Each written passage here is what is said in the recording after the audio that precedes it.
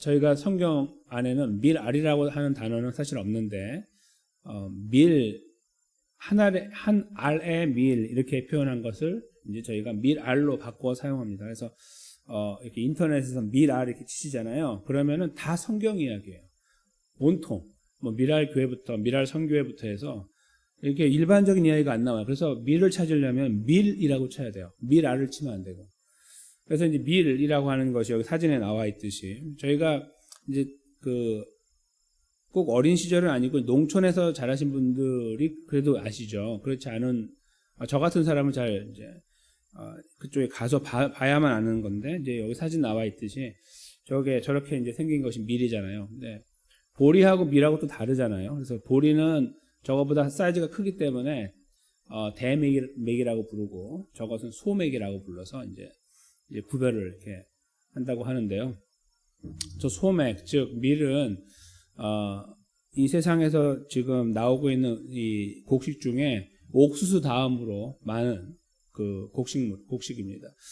쌀이 아니고 제일 많은 게 옥수수, 둘째가 밀인데, 중국에서 이제 가장 많이 생산을 하죠. 전체 세계 생산량의 거의 한 20% 가까이를 생산하는데, 저 밀이 이렇게 딱 만들어지게 되면, 나오게 되면은 갈아가지고 거의 90%는 저희가 먹는 빵을 만드는 일종의 빵 종류를 만드는 밀가루가 되어서 사용되고 있습니다. 그래서 한국은 그 밥이 주식이지만, 저희가 알다시피 이 한국 이외의 많은 나라, 특히 서양에서는 저 밀가루가 이제 주식의 원료가 되곤 하죠. 근데 밀이 저렇게 많이 재배가 되고 거두어져 가지고 이렇게 먹게 되는 이유는 생명력 때문이고, 또 열매를 맺는 것 때문입니다. 즉 기온만 적당해서 뿌려놓기만 하면은 막 쑥쑥 자라나서 이렇게 사람들이 밀밭을 보면서 옛날부터 천국을 생각했다고 그래요.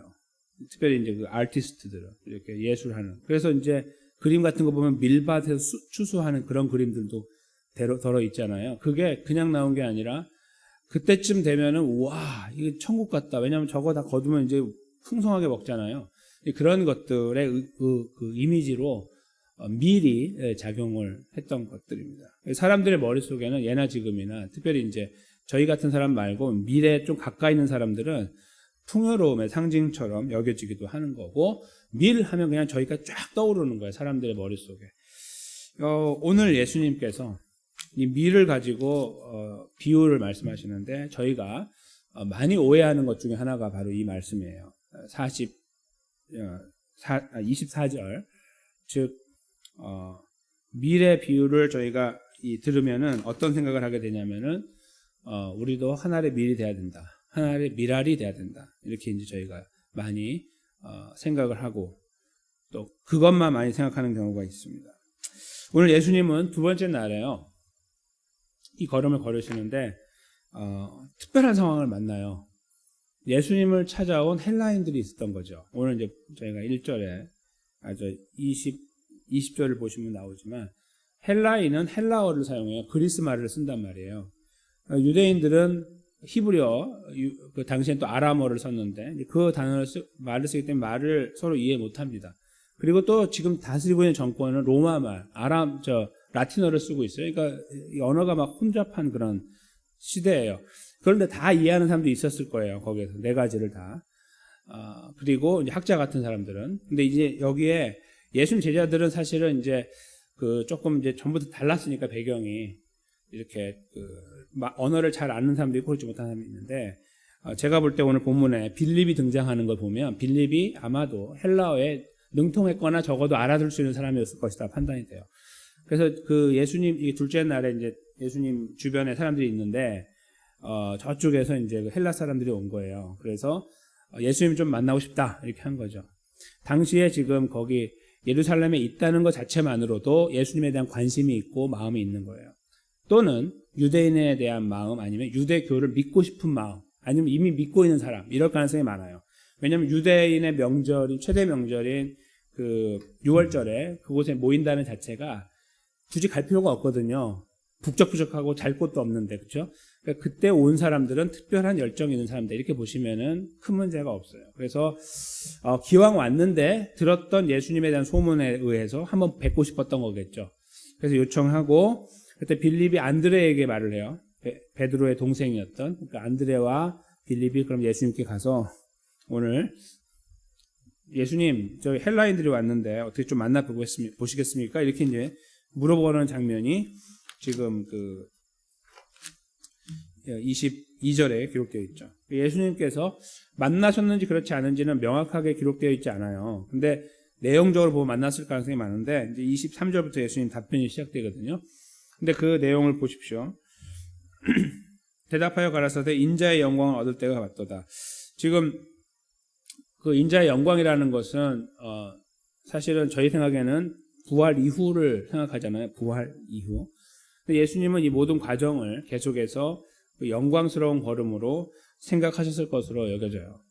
고난의 걸음인데 왜냐하면 이것은 지금 생명을 살리는 걸음이잖아요. 오늘 이제 말씀하고 다 연관이 되어 있지만 즉 본인은 이제 죽음을 향해 가시지만 본인의 죽음을 통해서 이루어질 생명의 역사에 대한 기대감 아마 이것을 영광스러운 걸음으로 여겨질 가능성이 많아요.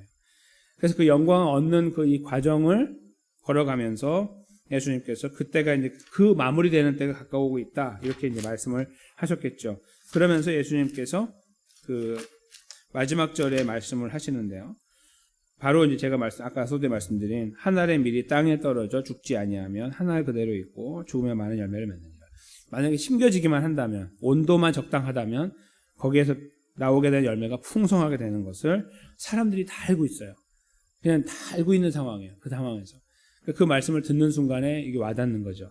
근데 이 말씀을 예수님 하시기 전에 바로 날짜로 보면 어저께나 그 적게 정도 돼요. 그러니까 종려 주일 때 이틀 전이죠. 그때 예수님 들어오실 때에 사람들이 막 소리 지르고 했을 때 바리새인 와서 이제 좀 진정시키라고 했을 때 그런 상황들을 기억하시죠.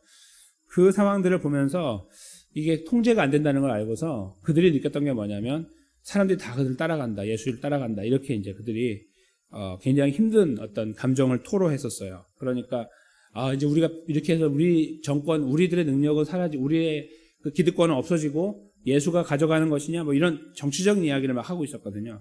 근데 그때에 당시에 대제사장이고 이제 며칠 후에 예수님을 심판할 사람이에요. 대제사장이 한 명 이제 돌아가면서 하는데 가야바라는 사람이 대제사장이었어요. 근데 그 사람이 오늘 본문 앞부분에 11장 50절에 이런 말씀을 하고 있어요. 제가 여기다 적어드렸는데요. 그냥 읽지 않으셔도 되는데 눈으로 보시라고 적어드렸어요. 여기 앞에 그 스크린에 요한복음 11장 50절이 기록되어 있죠. 한번 제가 읽어보겠습니다. 한 사람이 백성을 위하여 죽어서 온 민족이 망하지 않게 되는 것이 너희에게 유익한 줄을 생각지 아니하는도다 하였으니 이 말씀을 뒤에서 하나님은 요한을 통해 해석을 하시는데 내용이 뭐냐면 이 사람이 스스로 말한 게 아니고 그 사람이 뭐 높은 지위가 되고 뭐 학식이 있으니까 말한 게 아니고 하나님이 말하게 했다는 거예요. 이 말을. 이게 예언적인 말인 거예요. 이틀 전에. 뭐냐면 지금 예수님의 걸음을 놓고 하는 거예요. 예수님이 돌아가실지 않을지 누가 알아요? 지금 아무도 모르는 거예요. 예수님만 알고 계시는 거예요. 그런데 그 아무것도 모르는 이때 여기서부터 화가 나기 시작해가지고 죽이게 되는데 결국 그거 아무도 몰랐단 말이에요. 지금 근데 그때에 이미 하나님이 그들의 일반적인 사람들의 머릿속에다가 넣어서 제사장이 이 말을 하게 한 거예요. 오늘 예수님이 이 말씀하고 똑같은 말씀을 하신 거예요. 내용은 달라 보이지만 바로 밀에 비운 거죠. 한 알의 밀, 바로 예수 그리스도를 상징하는 거예요. 즉 저희가 한 알의 밀을 이야기할 때는 즉 우리가 밀알이다 이런 말을 할 때는 우리가 아니라는 걸 먼저 알아야 된다는 거예요. 제가 드리려고 하는 말씀. 우리가 밀이 아니에요. 여기 본문에서 예수님 말씀하려고 하는 것은 너희가 밀이 되어라가 아니고요. 내가 밀이다 그 말을 하는 거예요. 내가 밀알이다. 예수님의 걸음을 나타내고 싶으신 거예요. 근데 저희가 이것을 이해할 때는 많은 경우에 그러므로 우리가 밀입니다. 우리가 하나의 밀알입니다. 이렇게 이제 설교를 하거나 공부를 하거나 그렇게 한단 말이에요. 이해를 하거나. 원래 말씀을 잘 저희가 들여다보면 그게 아니에요. 예수님이 하시려고 하는 말씀은 내가 밀알이다. 내가 한 알의 밀, 저기 저 밀밭의 밀처럼 내가 그 한 알인데 그것이 피어날 때 저렇게 열매를 맺는 것처럼 내 걸음이 그렇게 될 것이다라고 말씀을 하시는 거예요. 이 말씀을 잘 이해하는 사람들이 예수님처럼 사는 거예요. 그러니까 예수님의 걸음이 없이 우리가 미리 돼가지고 뭔가 노력을 하는, 그것이 우리들에게 구원을 가져다 주거나 사람들의 칭송을 받거나 뭔가 되는 그런 것이 아니고, 거기에 우리들이 관심이 있으면 절대로 안 된다는 거예요. 예수님은 내가 미리니까 그래서 내가 죽어야 되는 거예요. 그래야 이 구원이 이루어지니까 그 말씀을 하신 거예요. 그러므로 그 뒤에 내용들을 이어보면 희생에 대해서 두려워하지 말고 살아야 된다라고 말씀하시는 거예요. 아시겠죠? 그러니까 예수님께서 내가 미랄이라서 내가 죽으면 열매를 맺는다 이렇게 말씀하신 이후에 그러므로 너희들도 이렇게 말씀하고 계신다는 거예요. 그러니까 예수님의 이 걸음에 대하여 미랄의 걸음을 걸어가신 예수님의 걸음을 깊이 묵상하는 사람만 은혜와 감사함 때문에 그 걸음에 순종하게 된다는 거죠. 그것이 진정한 미랄의 걸음이에요. 종교적인 행위, 노력, 그것은 누구나 할 수 있는 거예요. 예수님 믿지 않은 사람은 더 잘해요. 그것을 위해서 새벽같이 일어나서 그렇게 기도하는 사람들, 그렇죠?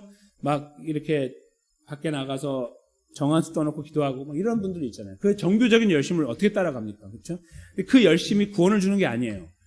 예수님의 이 걸음이 구원을 완성하신 거죠. 그래서 그 구원의 완성감에 있는 자들이 돌아보면 이 안에 감동이 막 생기는 거예요. 꿈틀꿈틀 움직이죠. 아무도 막지 못하는 거죠. 그렇죠? 그런 사람들이 비로소 꺼내는 말이 우리가 미랄처럼 살아야 된다는 거예요. 그것이 성경의 진리입니다. 오늘 예수님은 십자가의 걸음을 향해 가시는 두 번째 날에 어제 그 성전을 정결케 하심으로 본인이 정결한 제물이 되시는 과정을 걸어가신 것처럼 오늘 이 말씀을 통해서 예수님은 우리들에게 하나님 백성, 구원받은 하나님의 백성이라고 한다면 예수님의 걸음 중에 미랄로서 걸어가시고 희생하시고 자기를 완전히 낮추시고 죽음까지 복종하셨던 걸음을 기억해야 한다라고 주문하고 계시는 겁니다.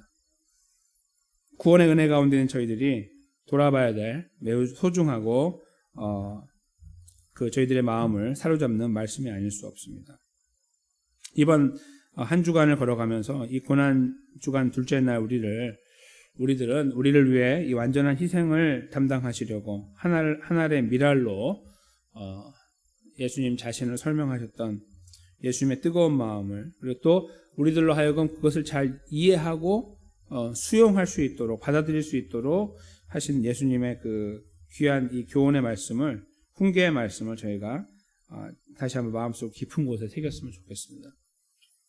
그 제사장이 말한 것처럼 예수님은 한 사람의 희생으로 많은 사람들을 구원하는 그 걸음을 걸어가시고 미랄처럼 그 안에는 사실은 우리 같은 이방인들도 포함되어 있었던 것이죠. 유대인들만이 아니라 우리 같은 이방인, 한국 사람은 이방인 중에 이방인 아닙니까? 저 멀리 떨어져 있는 완전히 문화도 다른 사람들 아닙니까? 예수님은 이 세상 속에 있는 이 세상 속에 흩어놓은 하나님 백성들 모두를 한 명도 남김없이 구원하시는 그 구원의 역사를 이 미랄의 걸음을 통해서 완성하신 것입니다.